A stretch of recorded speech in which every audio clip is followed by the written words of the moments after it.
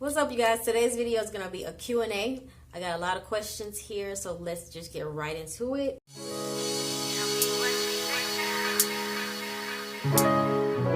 There were some changes in the office, y'all. We are not seeing people face to face.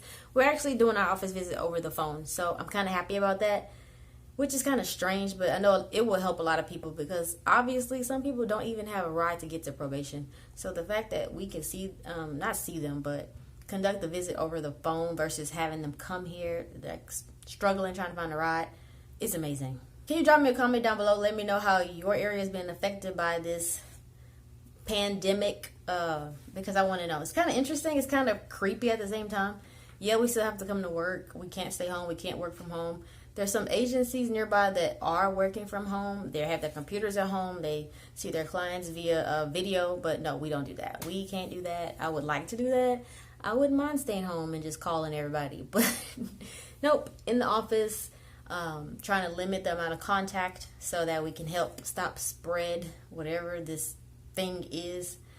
But yeah, drop me a comment. Let me know what's going on where you at. First question is, what college did you attend, and do you know if any of your coworkers earned their degree at an online school? Good news, I actually do have a coworker that did earn a degree online, so you don't have to go to a regular four-year college and be on campus, live that campus life. No, it's not necessary. If you have an online degree, you could become a PO too. Have you been hit on to the point that it made you uncomfortable? Yes, I have been hit on, and it has made me uncomfortable. But when that happens, all you have to do is tell your supervisor. They'll transfer that case to another officer if you feel like you're not comfortable with it. You don't feel like you can supervise this person because they are being like a creep, basically. You don't have to take that. It's not acceptable. Make sure you let a supervisor know.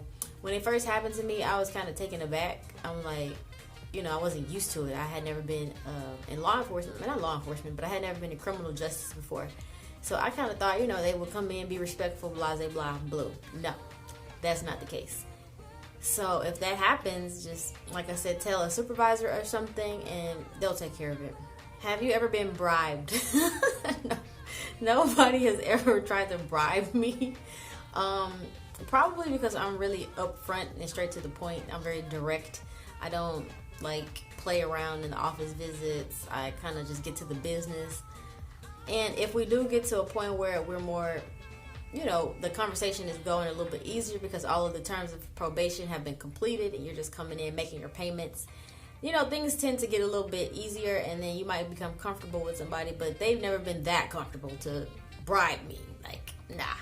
How many cases did you start off with after training? So directly after I finished training and I was on my own, I had about 60 to 65 cases that I supervised. But that only lasted about a week, literally. It did not last very long at all. So after that week, the cases went up. It was to over 120 cases. So yeah, they throw you in there pretty quickly in my department. But you learn pretty fast. When you're doing this every day, you get comfortable like that. What was the most amount you had at one time? So I'm assuming they mean the most cases that I've supervised at one time. That would be 148 cases. That is a lot for me because we do a lot on the job. We're not just seeing people in the office. Like I said in some of my previous videos, you have to go out to the field to visit these people at home. You have to go to court and deal with that situation. You have a lot of paperwork to do for all these 148 cases. It could be overwhelming with that number given the amount of work that we have to do for each case. What was your most saddest client?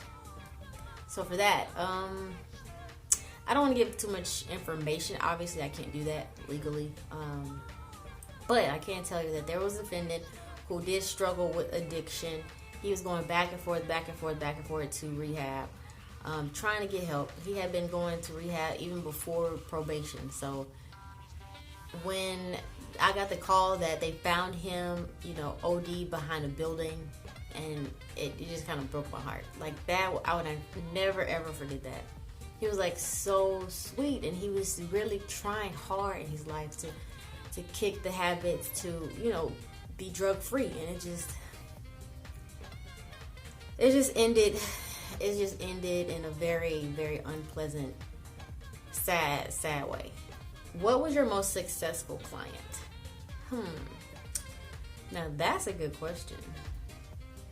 Oh, one that stands out in my mind is another person that was struggling with substance abuse issues or drug addiction.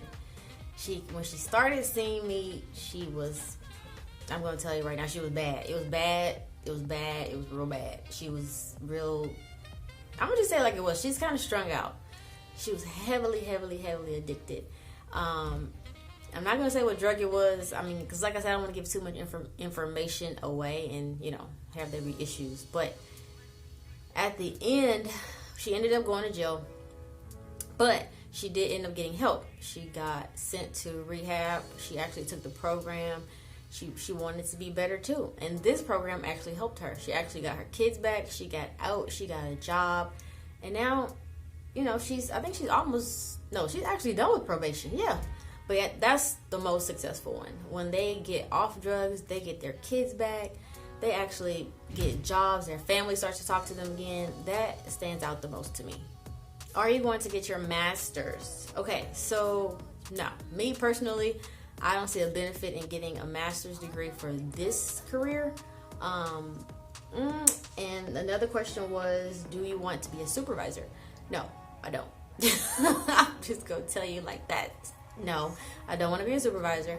And it's because I don't want to be a supervisor because of the amount of work that they have to do. Like, I don't think that it would benefit my lifestyle to be a supervisor because you have to be basically on call. And there is always going to be issues at any job. And I don't want to be the person that they always come to with problems, okay? Like, no, that's just not me. What was your experience like in the beginning of your career of being a PO? Okay, so in the beginning when I first started, it was intimidating, I'm not going to lie. When I would have office visit with the male defendants, I felt a little bit uncomfortable being in that setting. But with the women, they all seemed like pretty nice. Like they wanted to be best friends. I don't know why, but that's just what it seemed like. So that was easy, but just supervising the men is a little bit different. And then when I started, I'm young now, but I was even younger then.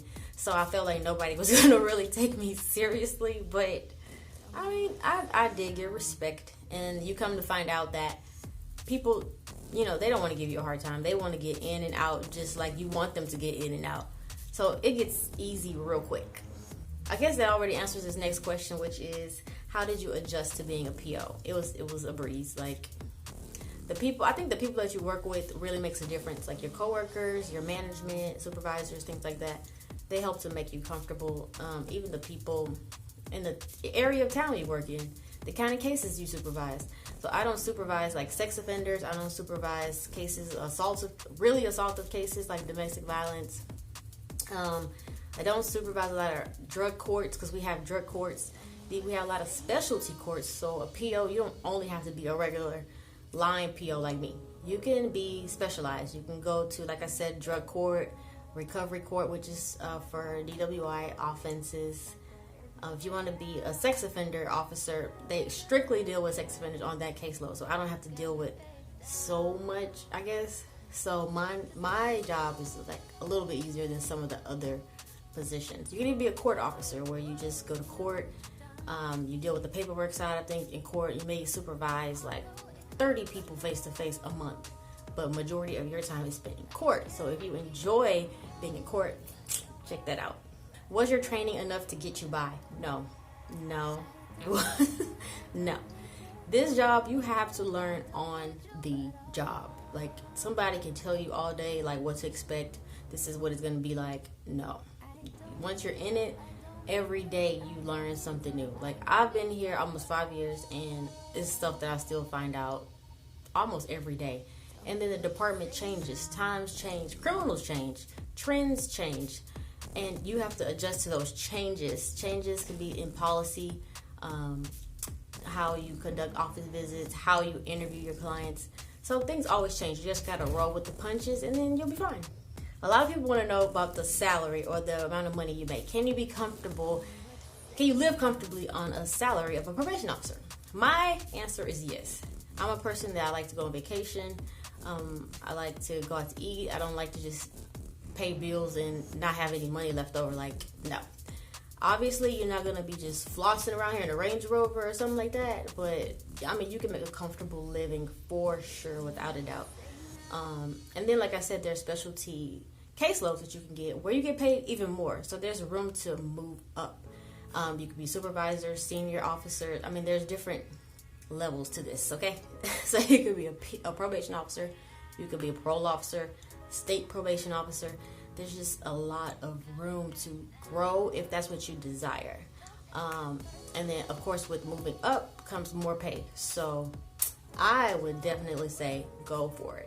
That's going to be it for today's video. If you have some questions, drop them down below, because y'all leave the bombest questions. I'm just going to tell you like that. I appreciate each and every one of you for subscribing and leaving comments down below. That really helps spread, I guess, the word of this channel. If you know somebody on probation or somebody who wants to be a PO, share the video. Just share it. It's free. Just share it. And, you know, let them know what I'm doing over here, trying to spread the word about this profession. Because, believe it or not, a lot of people do not know what probation officers actually do. You'll be surprised. But until next time, stay safe, y'all.